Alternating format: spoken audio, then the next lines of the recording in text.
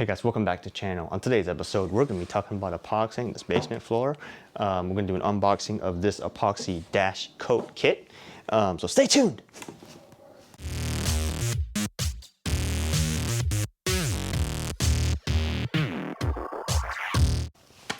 Alright guys, so like I said, welcome back to the channel. As most of you guys know, we just recently moved and this is part of the basement. One of the things that we wanted to do with the basement is kind of coat the basement flooring. And we went through a bunch of stuff. We moved maybe about 3 weeks ago or so anyways. But the point is, we wanted to coat some of the basement flooring because it's really dusty and we didn't want to put wood flooring and stuff anyways. Long story short, we're going to end up with epoxy coating it. And one of our thought processes, or our flow or thought process, whatever we went through, was we're looking at a bunch of product, went to the home center, looked at a bunch of stuff, looked at a bunch of stuff online, and then we originally wanted to try to get something from like Ligari products or something like that. I think they make a pretty good kit, or at least how the reviews and videos looks like it. Was really expensive. That doesn't, not bashing them or anything like that, but from a budget point of view, it's really expensive. Then we did more looking, ended up with like stone coat countertops or whatever. They also have flooring kits and stuff. That was maybe about 60% of the cost of Ligari stuff. Found a bunch of stuff on Amazon, and then just searching around, we eventually ended up with this company called epoxy-coat.com. There's not a lot of videos or reviews about this product, which is kind of why I wanted to make this video. This is just going to be part one of a series. This is just the unboxing video. This is not a sponsored video. We bought this with our own monies. There's a receipt around here somewhere. Can't tell you how much it cost, but this is the 250 square foot epoxy coat better, or the middle grade kit, or whatever you want to call it. We'll throw a link in the description. But this is from epoxy-coat.com, and this is what you get in the kit. I got the kit with the installation tools and then also the clear coat that I added on here. We're kind of in the basement. There's not too much sunlight coming down here, so I didn't need the polyurethane or any of that stuff. There is a window, but it's probably going to be a bunch of stuff in the way anyways. So this is what you get in the kit. When you get it, or when you order it, you get two boxes shipped to you, and it looks like this.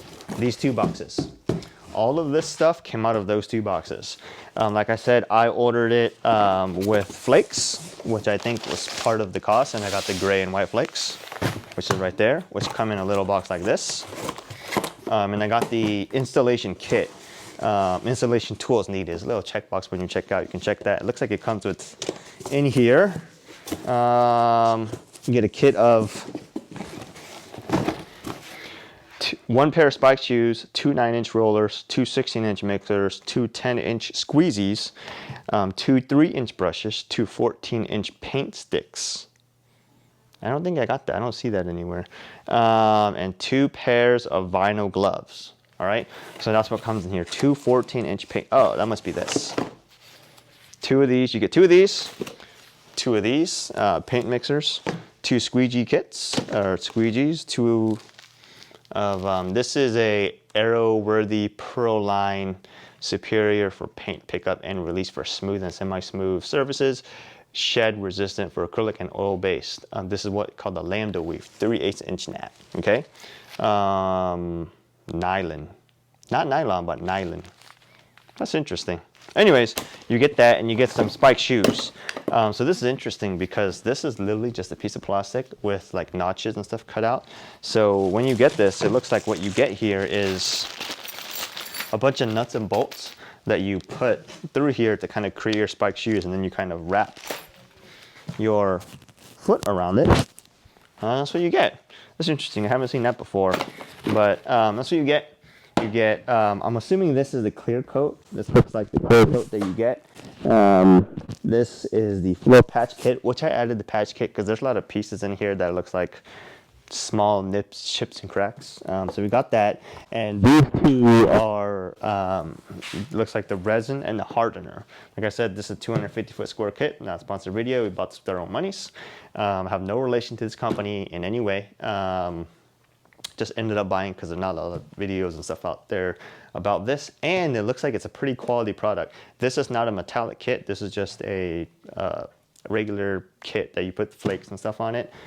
Alright guys, I'm sorry a little bit about the audio. I just realized it was muffling a lot, tried to dub over a lot of pieces of it, but couldn't get all of it. But anyways, one of the primary reasons that that we went with the kit, because it's a high quality kit, quote unquote, is primarily because it's 100% solids epoxy. If you don't know what 100% solids epoxy is, it pretty much means the epoxy doesn't have like water or solvents or any of that stuff in it, such that pretty much evaporates when it's curing. Like other types of epoxies, which are not 100% solid epoxies, have water-based or other solvents in it, and then as it cures or evaporates, it loses its thickness. So 100% solids epoxy retains 100% of its thickness after the cure, which I think that's where it gets 100% of its solids from. So I know on 100% solids epoxy, a lot of them say there's no harmful organic vapors and stuff like that, as you would get in other epoxies.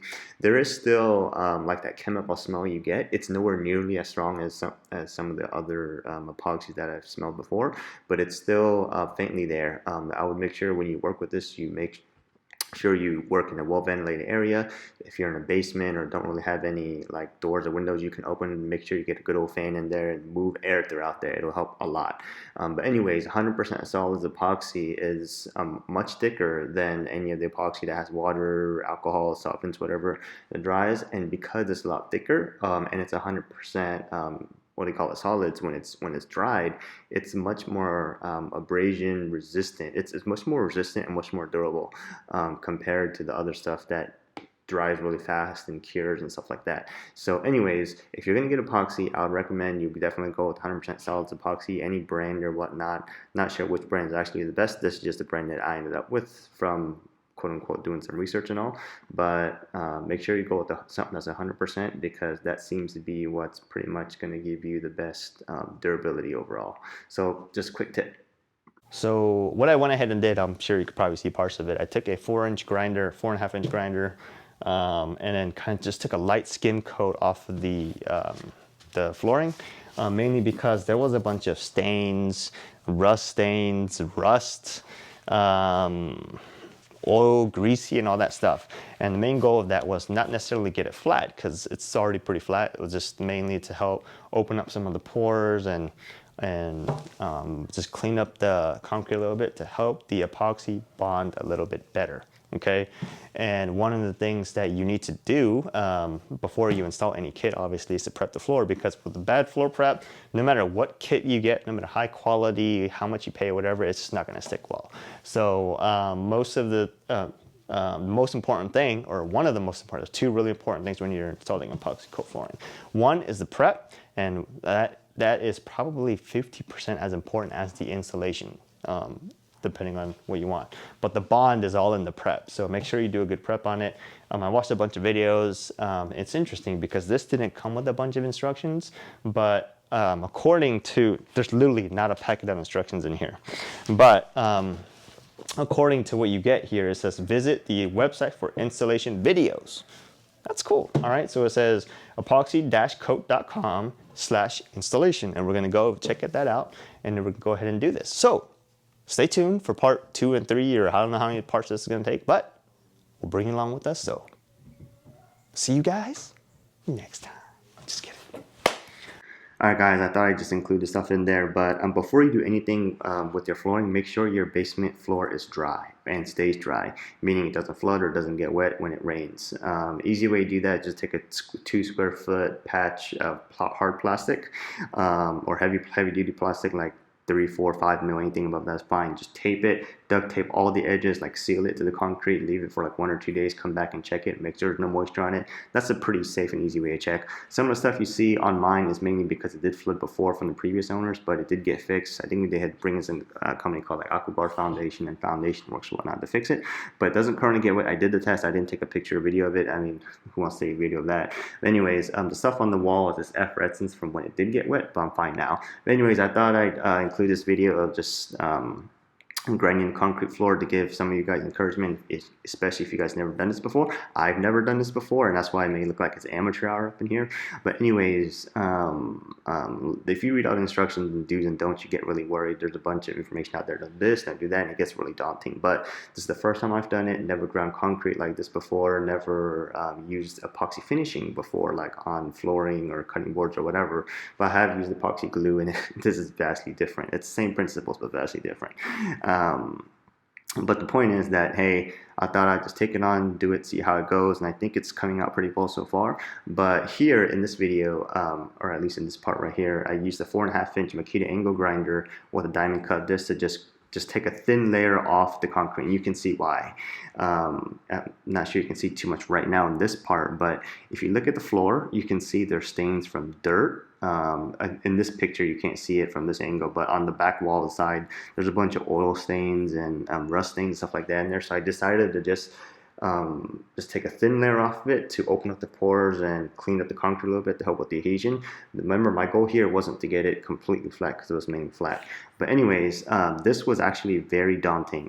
Like I said, never ground concrete like this before. So if I could go back and do it again, I would definitely spend the $200 and rent the industrial 10 to 11-inch stand-up floor grinder. I think it was like $200 or $300 from Home Depot.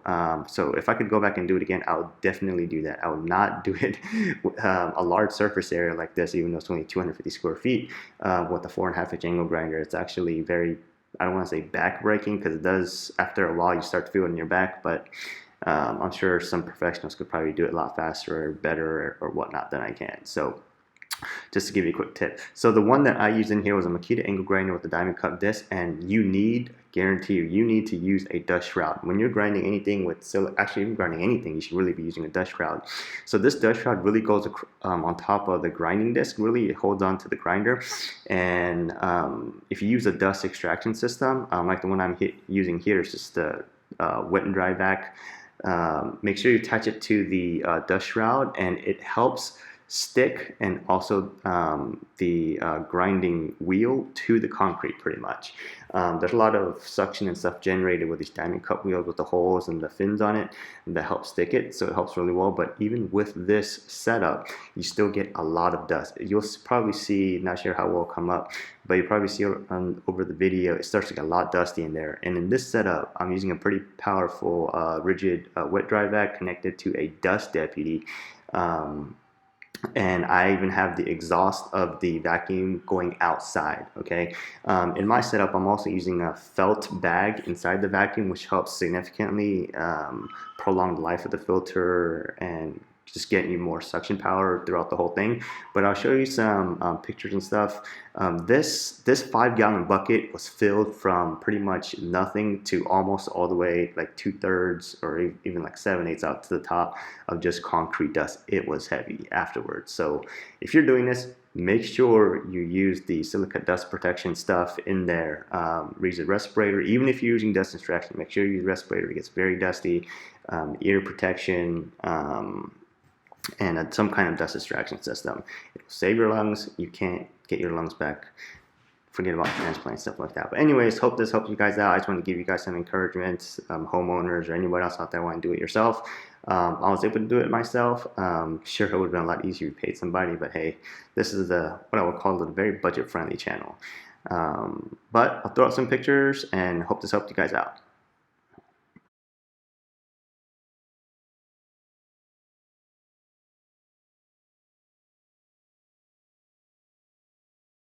All right, so we'll bring you along with us, and then I hope this video helped you guys out. Hopefully this works out well. If you guys have any feedback, let me know, and then we'll see you guys next time.